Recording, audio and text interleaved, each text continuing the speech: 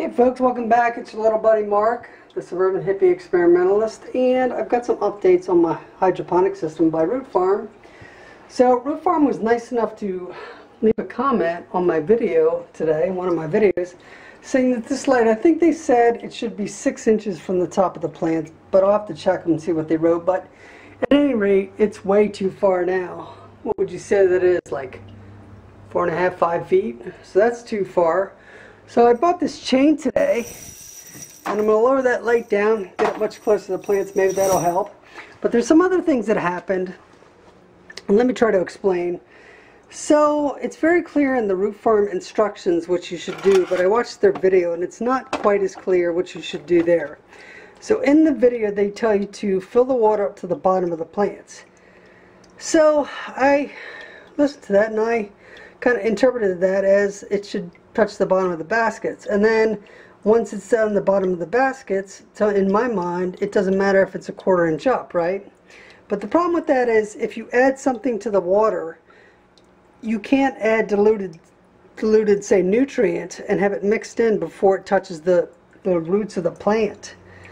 And in reading how to change nutrient and stuff like that, it became very clear to me that the water should not touch the bottom of the baskets and should not directly touch the roots.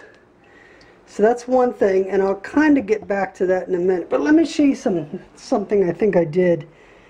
I believe this plant here is parsley, and I think I damaged it because I poured nutrient in the reservoir there, and I think it got concentrated nutrient and permanently damaged the plant.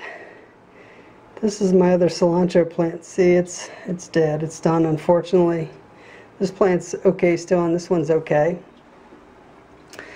So if the water's not touching the bottom of the plants, you can add nutrient, you can adjust the pH without it directly on there. And also there's another kind of hydroponic system, and what you do is you have the water all the way up, and then you have air stones, and it aerates the water, and supposedly that scared me, supposedly that's supposed to make it so you don't drown the roots.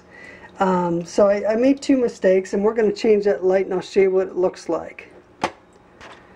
My light timer just went off. It's scheduled to go off this time, and I just happen to be talking. So I'll get back to you in a minute.